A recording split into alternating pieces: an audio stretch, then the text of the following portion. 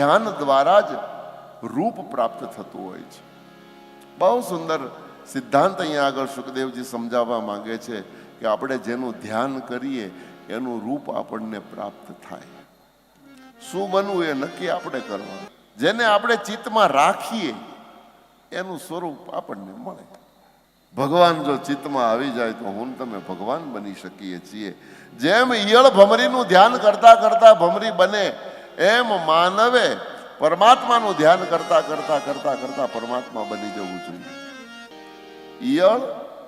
ઈયળને એક દિવસ ભમરી આવીને માત્ર એક ડંખ મારી જાય અને ડંખ માર્યા પછી એ ઈયળ ભમરીને ભૂલી શકતી નથી અને પરિણામે એક દિવસ ઈયળ માટે એવો આવે એને પોતાને પાંખું ફૂટી જાય અને પોતે ભમરી બની અને ઉડી જાય.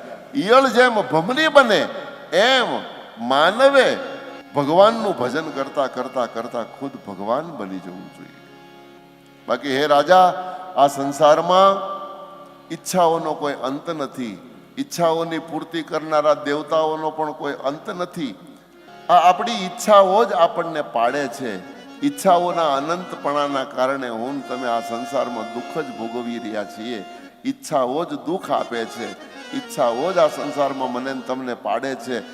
ઈચ્છાઓ જો મરી જાય તો મને તમને ભગવાન બનતા વાર કેટલી.